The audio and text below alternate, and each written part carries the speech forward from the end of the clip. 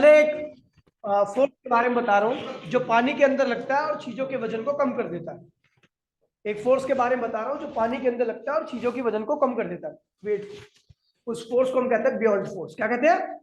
और नॉर्मली आप कहते हैं बियॉन्सी। क्या कहते हैं उसे भैया?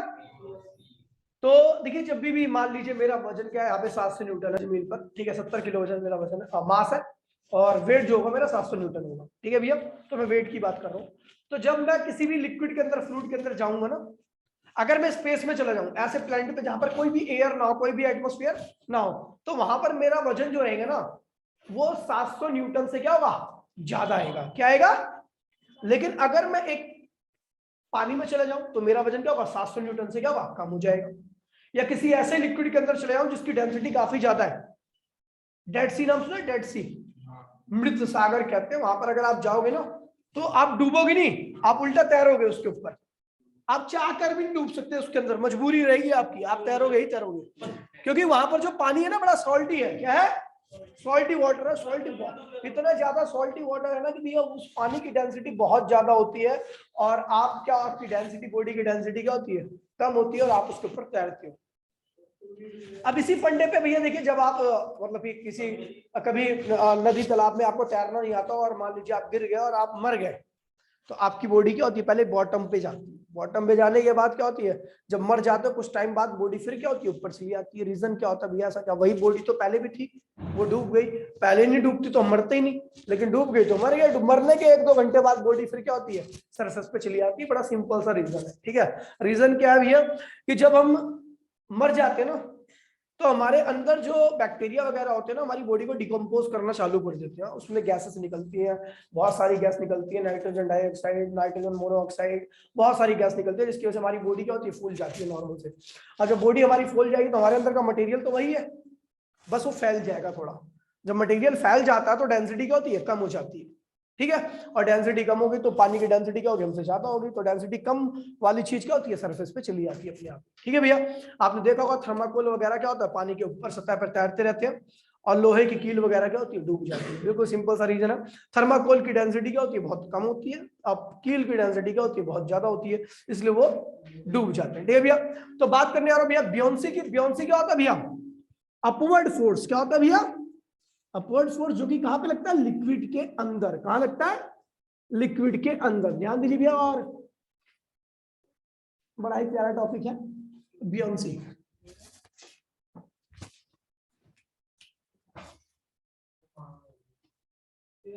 बियोंसी, बियोंसी क्या है भैया? Upward force,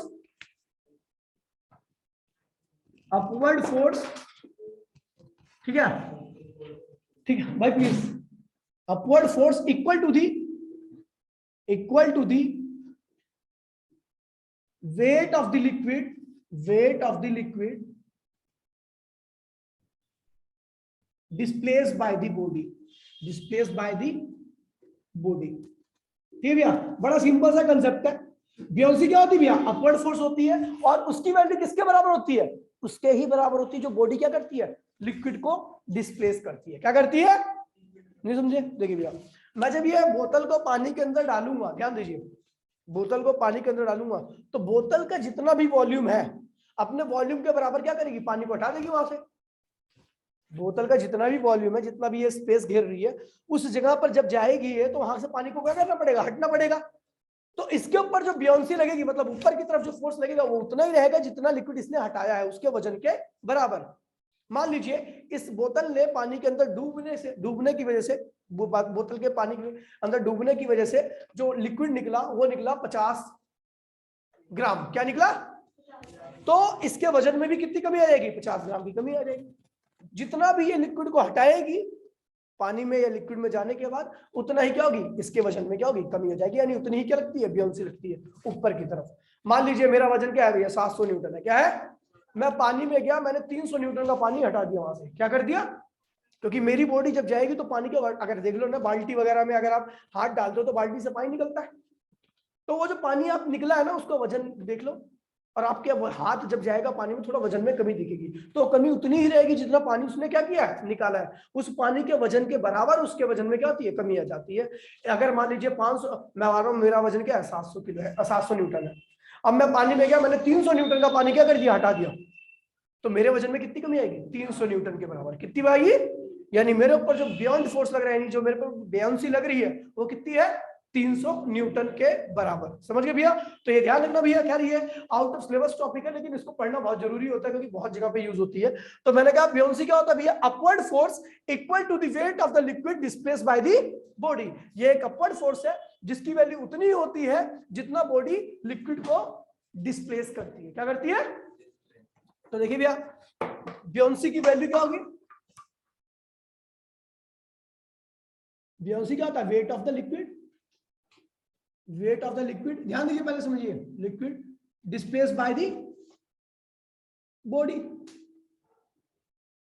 body. अब देखिए भैया, बॉडी का वेट क्या हुआ, सॉरी लिक्विड का वेट क्या हुआ, तो मास ऑफ लिक्विड, अबे वेट क्या होता है, मास इनटू में एक्सेलरेशन ड्यू टू ग्रेविटी होता है, ये तो होता है वेट।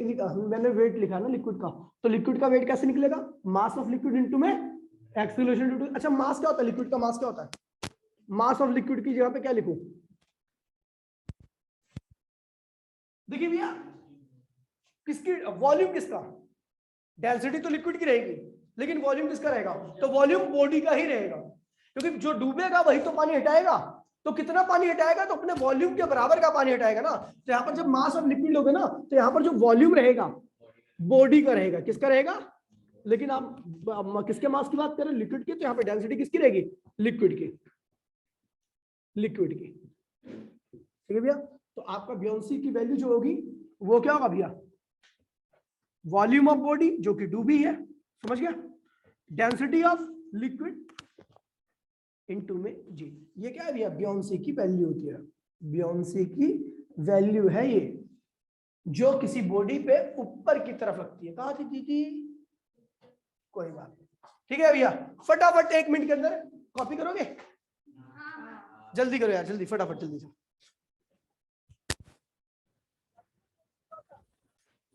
भैया ये तो क्लियर है भाई, कुछ भी दिक्कत तो नहीं है, इसके पीछे बहुत बड़ी कहानी है, लेकिन उस कहानी का कोई मतलब नहीं है क्योंकि आउट ऑफ सिलेबस है। आर्किमिडीज प्रिंसिपल, आर्किमिडीज प्रिंसिपल पहले सिलेबस के अंदर था, जिसको हम पढ़ते थे बहुत ज्यादा, ठीक है भैया।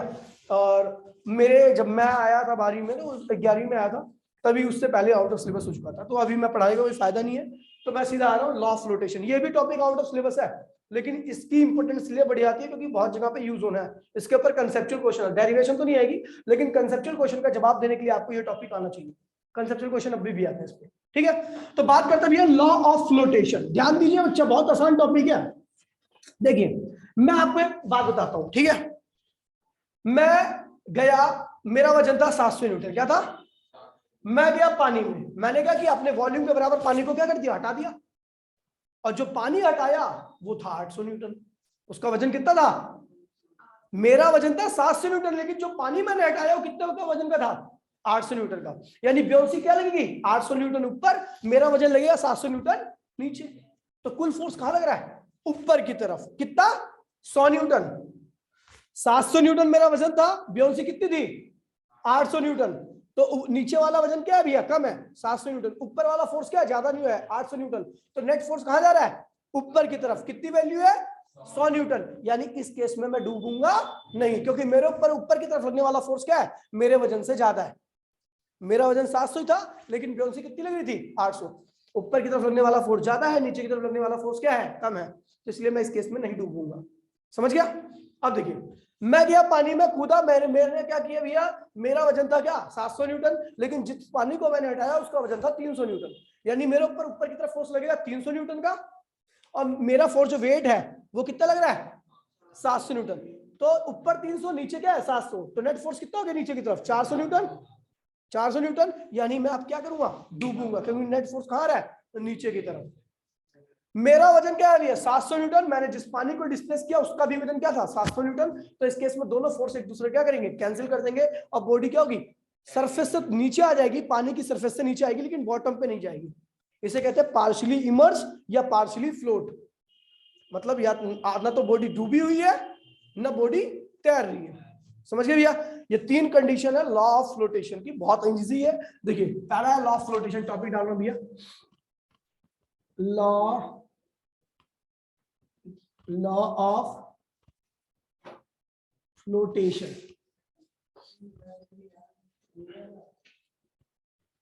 लॉ ऑफ फ्लोटेशन, पहली कंडीशन है अगर बॉडी क्या होगी है, सिंक होगी है, डूब चुकी है। For sink body, for sink body, जो बॉडी डूब चुकी है उसके लिए क्या कंडीशन होगी? तो ध्यान दीजिए भैया, बड़ा सिंपल सी कंडीशन है।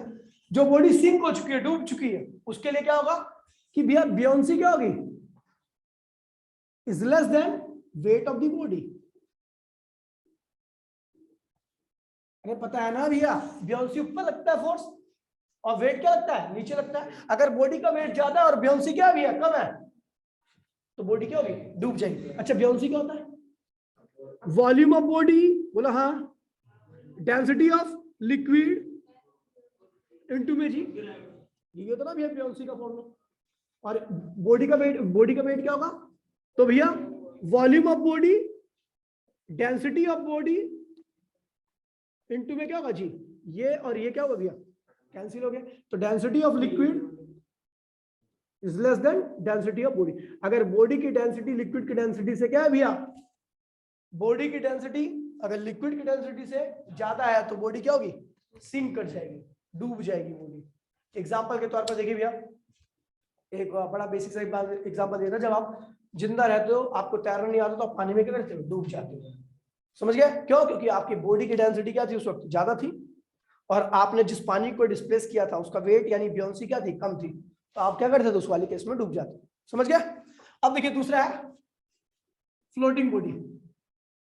फ्लोटिंग बॉडी, ठीक भैया, फ्लोटिंग बॉडी के केस में क्या होता है, देखिए बियोंसी क्या होता है, ज्यादा होती है, वेट क्या होता है भैया, वेट ऑफ बॉडी कम होता है। तो बियोंसी का फॉर्मूला क्या होता है, volume of body, density of liquid, क्योंकि बियोंसी में लिक्विड का ही लेवल है, और इनटू में g is greater than volume of body, density of body, और जी ये और ये क्या हुआ, कैंसिल हो गया। तो अगर लिक्विड की डेंसिटी तो बॉडी की डेंसिटी से क्या है भैया, ज्यादा है, तो बॉडी क्या करेगी, फ्लोट करेगी। क्या करेगी, फ्लोट करेगी। बहुत अच्छा एग्जांपल इसका क्या बताया था आपको भैया, एक वीडियो देखी होगी जिसमें आपने देखा होगा कि मरकरी का एक टब है, मरकरी से भरा हुआ एक टब है, उसके अंदर इतना बड़ा आयरन का बार डाल दिया, लेकिन वो आयरन का बार क्या कर रहा था, उसमें डूब नहीं रहा था, सॉलिड आयरन का बार, वो डूब नहीं रहा था। पानी के अंदर डालते हो तो भैया क्या होता है, पानी के अंदर लोहा डाले हुए तो डूब जाएगा तुरंत की तुरंत, लेकिन आपने मरकरी के अंदर डाला तो वो नहीं डूबा। रीजन क्या है भैया, क्योंकि भैया मरकरी जो लिक्विड होता है उसकी डेंसिटी क्या होती है, ज्यादा होती है, और जो लोहा डाला था उसकी डेंसिटी क्या होती है, कम होती है। समझ गए भैया? तो इसलिए क्या होगा, वो तैरता रहेगा। और थर्ड है इसका, थर्ड पॉइंट है partially float. Partially float, partially float मतलब पार्शियली फ्लोट या पार्शियली इमर्ज भी कह सकते हो इसको, मतलब आधी डूबी हुई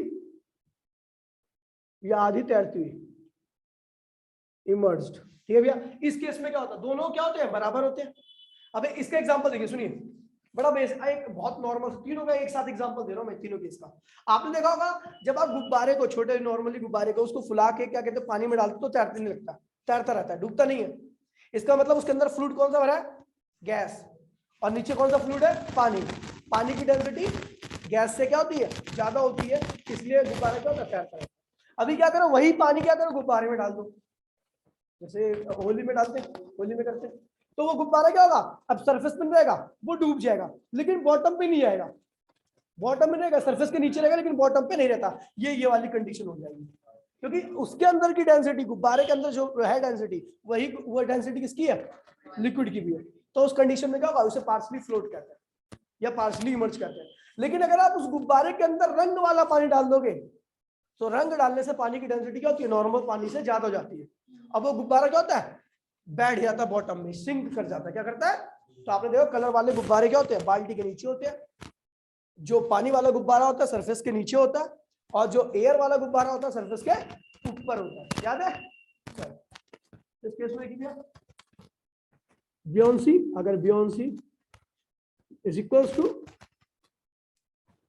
wait of body, weight of body, तो बियोंसी क्या होता है भैया, volume of body, density of liquid into में जी वेट ऑफ बॉडी क्या होगा, volume of body density of body into V, ये और ये क्या होगा, कैंसिल हो गया। यानी अगर दोनों की डेंसिटी क्या होगी भैया, बराबर होगी, तो उस केस में बॉडी क्या होगी, पार्शियली फ्लोट करेगी। ठीक है, चलो भैया जल्दी से तीनों के बेस्ट एग्जांपल दे दिए मैंने यार। विस्कोसिटी उसके अंदर आएगा मोटे कहीं की। तो अभी डालिए भैया फ्लूइड डायनेमिक। क्या है? Fluid dynamic. Fluid dynamic. अब यहां से न्यूमेरिकल बहुत सारे होंगे आपको।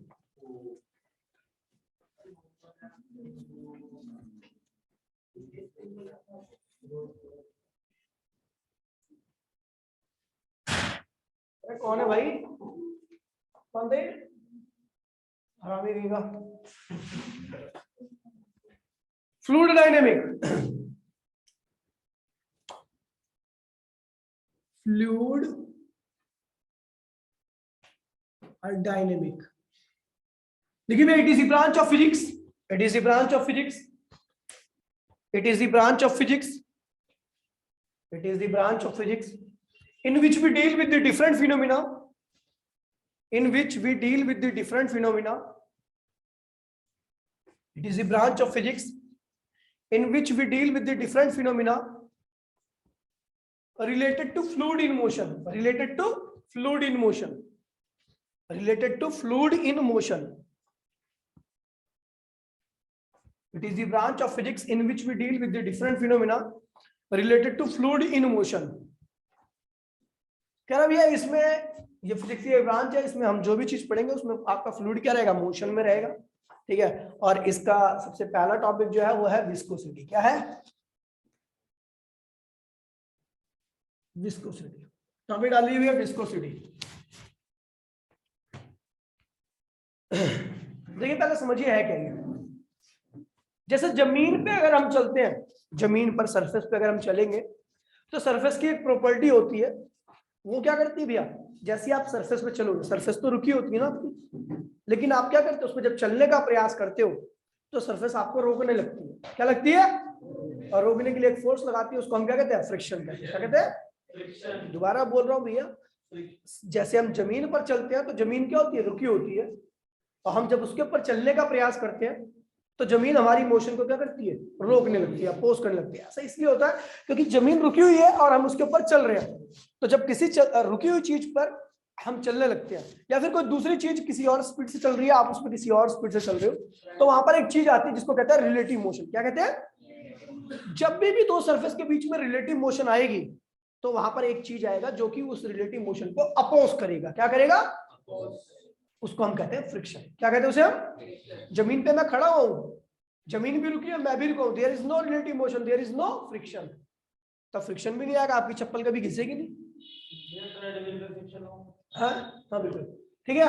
जमीन पर आप रुके हुए हो, जमीन भी रुकी हुई है, आप नहीं चल रहे, आपकी चप्पल नहीं घिसने वाली है, इसका मतलब फ्रिक्शन नहीं है। लेकिन जैसे ही जमीन पे आप चलने लगोगे, जमीन रुकी हुई है, आप चल रहे हो, वहां पर रिलेटिव मोशन आएगी, और रिलेटिव मोशन को अपोज करने के लिए क्या आता है भैया, फ्रिक्शन आता है, और आपकी चप्पल क्या होती है, घिसती है। देखा होगा आपने, ऑब्जर्व किया होगा। ठीक है भैया, तो यानी जब भी दो सरफेस के बीच में रिलेटिव मोशन आती है तो वहां पर क्या आता है भैया, फ्रिक्शन, जो कि इस रिलेटिव मोशन को क्या करता है भैया, अपोज करता है। क्या करता है? रिलेटिव मोशन नहीं। अगर सरफेस भी चलने लगे, मैं भी चलने लगा तो भैया वो यहाँ पे फ्रिक्शन नहीं होगा। इस केस में फ्रिक्शन, एक बस चल रही है, वो चल रही है, और मैं भी उसी के ऊपर उसी रफ्तार से चल रहा हूँ, मतलब कि बस भी चल रही है और मैं भी बैठा, मतलब खड़ा हूँ उसके ऊपर, तो इसका मतलब मैं भी तो बाहर के रिस्पेक्ट में चल ही रहा हूँ। बाहर वाला बंदा देखेगा कि बस जिस रफ्तार से चल रही है मैं भी उसी रफ्तार से चल रहा हूँ, तो यहाँ पर भी कोई रिलेटिव मोशन नहीं है, यानी यहाँ पर भी कोई फ्रिक्शन नहीं आएगा। रिलेटिव मोशन जब भी होती है जब दोनों सरफेस या तो अलग अलग रफ्तार से चल रही है, या एक सरफेस रुकी हुई है, दूसरी सरफेस उसके ऊपर क्या हो रही है, चल रही है। रिलेटिव मोशन मतलब देखिए, अब मैं आपको एक एग्जांपल देता हूँ। ठीक है भैया, मान लीजिए आपके ये एक सरफेस, ये एक सरफेस, ये अगर ये रुकी हुई है और ये इसके ऊपर क्या हो रही है, आगे पीछे हो रही है, तो यहाँ पर रिलेटिव मोशन है और यहाँ पर फ्रिक्शन भी क्या आएगा। अभी यहाँ पर दोनों एक साथ हैं, लेकिन मैं दोनों को ऐसे कर रहा हूँ, दोनों के अंदर मोशन है, लेकिन रिलेटिव मोशन का मीनिंग होता है क्या, एक दूसरे के रिस्पेक्ट में मोशन में है, तो ये वाला हाथ इसके रिस्पेक्ट में रेस्ट में है, ये वाला हाथ इसके रिस्पेक्ट में रेस्ट में है, बाकी बाहर के रिस्पेक्ट में मोशन में हो, कोई दिक्कत नहीं मुझे, ये दोनों एक दूसरे के रिस्पेक्ट में क्या रेस्ट में है, तो यहाँ पर भी कोई रिलेटिव मोशन नहीं है, यानी यहाँ पर भी कोई फ्रिक्शन नहीं आएगा। आपको जब भी आपको हीट चाहिए होती है ठंड में, तो आप ऐसे करते हो ना, ऐसे तो करते हो, ऐसे करने से थोड़ा आता है, ऐसे करने पे आता है। तो यानी इस केस में रिलेटिव मोशन आ रही है, इस केस में फ्रिक्शन आ रहा है। जब रिलेटिव मोशन होगी तभी क्या होगा, फ्रिक्शन होगा। मोशन से कोई लेना देना नहीं है फ्रिक्शन का, रिलेटिव मोशन से लेना देना। रिलेटिव मोशन कब आती है, जब एक सरफेस रुकी है दूसरी सरफेस चल रही हो, या दोनों सरफेस विपरीत दिशा में चल रही है, सेम डायरेक्शन में सेम स्पीड से कोई रिलेटिव मोशन नहीं आती। इसकी स्पीड क्या है 40 किलोमीटर पर आवर, इसकी स्पीड क्या है 40 किलोमीटर पर आवर, दोनों एक ही डायरेक्शन में चल रहे हैं। यहाँ पर इन दोनों के बीच की रिलेटिव वेलोसिटी क्या होगी, जीरो होगी, क्योंकि इस पे बैठा हुआ बंदा इसको उसी डिस्टेंस पे देखेगा, इस पे बैठा हुआ बंदा इसको इसी डिस्टेंस पे देखेगा। इनके बीच की दूरी चेंज होने वाली नहीं है, इसलिए दोनों एक दूसरे के रिस्पेक्ट में क्या होगी, रेस्ट में रहेंगी। इनके बीच की रिलेटिव वेलोसिटी क्या है भैया, जीरो है तो मोशन में, लेकिन रिलेटिव वेलोसिटी क्या है, जीरो है, तो यहाँ पे फ्रिक्शन नहीं आएगा। ये तो हो गया जमीन का फंडा, जब आप जमीन पे चलते हो। जब आप लिक्विड की बात करते हो ना, तो लिक्विड भी जैसे मेरा हाथ एक लेयर ये थी, एक लेयर ये थी, इनके बीच में रिलेटिव मोशन थी तो फ्रिक्शन था। वैसे ही जो लिक्विड फ्लो करता है ना, कभी भी लिक्विड एक सिंगल लेयर की फॉर्म में नहीं फ्लो करता, लिक्विड के अंदर मल्टीपल लेयर्स होती है, लिक्विड के अंदर मल्टीपल लेयर्स होती है, और मल्टीपल लेयर्स की स्पीड क्या होती है, अलग अलग होती है। समझ गए भैया, लिक्विड इतना यहां से लेके यहां तक पानी भरा पड़ा है, ठीक है, तो वो बहुत सारी लेयर की फॉर्म में रहेगा, समझ गए। और जब अलग अलग लेयर अलग अलग रफ्तार से फ्लो करेंगे, तो उनके बीच में क्या रहेगी, रिलेटिव वेलोसिटी। और जब रिलेटिव वेलोसिटी रहेगी तो वहां पर भी क्या आएगा, एक फ्रिक्शन, और इस फ्रिक्शन को हम क्या कहते हैं, विस्कोसिटी। क्या कहते हैं भैया, viscosity is the fluid friction. जो जमीन पर हमारा नॉर्मल फ्रिक्शन होता है, दो सरफेस के रिलेटिव वेलोसिटी की वजह से आता है, वैसे ही पानी भी क्या होता है भैया, डिफरेंट डिफरेंट लेयर की फॉर्म में होता है, और अलग अलग लेयर की रफ्तार क्या होती है, अलग अलग होती है, जिसकी वजह से उनके बीच में क्या आती है, रिलेटिव वेलोसिटी। और जहां रिलेटिव वेलोसिटी वहां पर क्या आएगा, उस रिलेटिव वेलोसिटी को अपोज करने के लिए एक फोर्स आता है, दैट इज कॉल्ड फ्रिक्शन। लेकिन पानी के फ्रिक्शन को हम क्या कहते हैं भैया, विस्कोसिटी। क्या कहते हैं भैया, ठीक है भैया। तो पानी के अंदर देखिए भैया, दोबारा रिपीट कर रहा हूं, पानी की बहुत सारी लेयर्स होती हैं, और हर लेयर की अलग अलग स्पीड होती है, अलग अलग स्पीड में रिलेटिव वेलोसिटी आती है। उस रिलेटिव वेलोसिटी को अपोज करने के लिए एक अपोजिंग फोर्स आता है, जिसको हम फ्रिक्शन कहते हैं। फ्लूइड के केस में वही चीज क्या कहलाती है, विस्कोसिटी। समझ में आई बात नहीं आई। मोशन से रिलेटिव वेलोसिटी का कोई लेना देना नहीं है, रिलेटिव मोशन से। रिलेटिव मोशन सोचते भैया, रिलेटिव मतलब एक दूसरे के रिस्पेक्ट में मोशन, एक दूसरे के रिस्पेक्ट में रेस्ट में ही है, लेकिन बाहर के रिस्पेक्ट में मोशन में है। मैं इन दोनों की बात कर रहा हूँ, दो लेयर्स जो कांटेक्ट में है, इनके बीच में तो फ्रिक्शन हो सकता है। अब उसके और इस मेरे हाथ के बीच में तो फ्रिक्शन नहीं हो सकता, क्योंकि वो दोनों एक दूसरे के कांटेक्ट में नहीं है। हम उन सरफेस की रिलेटिव मोशन की बात कर रहे हैं जो एक दूसरे के कांटेक्ट में, तो ये कांटेक्ट में है और रिलेटिव मोशन भी है इनके बीच में, तभी क्या आएगा, फ्रिक्शन आएगा। बिल्कुल सेम ऐसे फ्लूइड में भी क्या होता है, बहुत सारी लेयर एक दूसरे क्या होती है, कांटेक्ट में होती है। सबकी रफ्तार क्या होती है भैया, अलग अलग होती है, और अलग अलग रफ्तार की वजह से वहां पर क्या आती है, रिलेटिव वेलोसिटी आती है। और रिलेटिव वेलोसिटी को अपोज करने के लिए क्या आता है भैया, फ्रिक्शन। फ्लूइड में एक केस कहलाता है विस्कोसिटी। समझ गए भैया, समझ गए भैया। तो लिखिए भैया फटाफट जल्दी से लिखिए, समझ गए।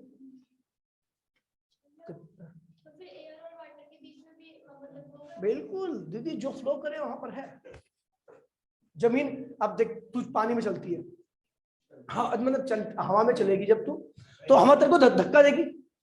कभी तेज ताज हवा चली है तो कभी चलिए उस हवा में चलने का प्रयास करियो, तो हवा तेरे को क्या करती है, धक्का देती है।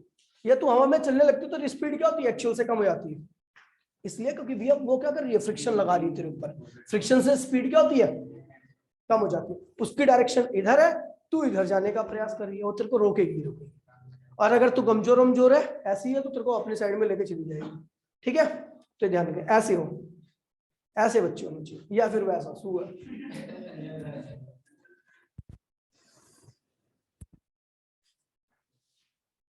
The most handsome guy, oh sorry सुअर। लिख दिया, बता रहा हूं सर, चलिए अच्छी सी लिखवाऊं ना, समझा तो दिया ही है मैंने। अभी ग्रामेटिकल मिस्टेक हो जाएगी तो अच्छा थोड़ा लगेगा, इससे बढ़िया अच्छा लगे, अच्छी सी डेफिनेशन लिखिए भैया।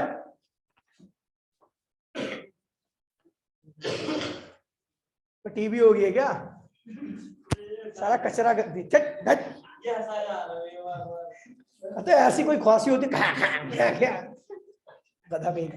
लिखिए भैया, viscosity is the property of fluid, viscosity is the property of fluid by virtue of which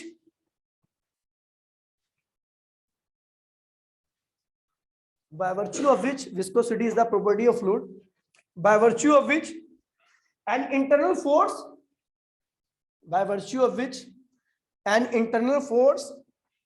of friction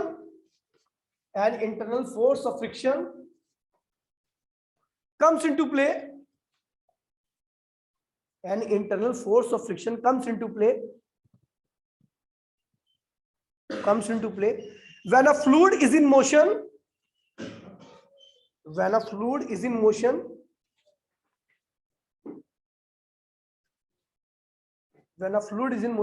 and which opposes the relative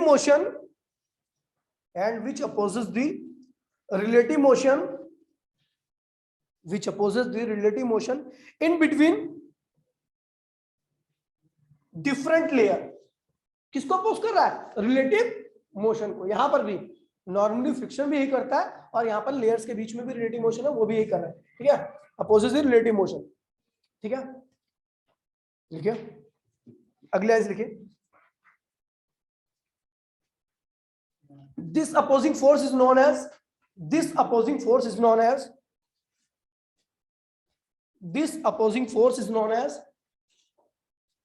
viscous force.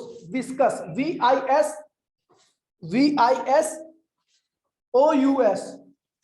VISOUS, viscous force, VISOUS, हाँ सी आएगा इसका, वो तो मैं तो भूल गया।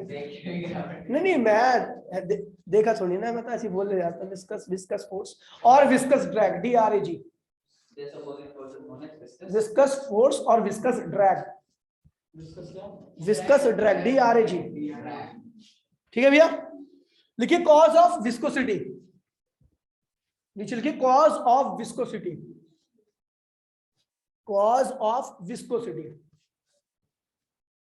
तो relative motion in between different layers in contact, हाँ, cause of viscosity में लिखो, relative motion in between different layers in contact,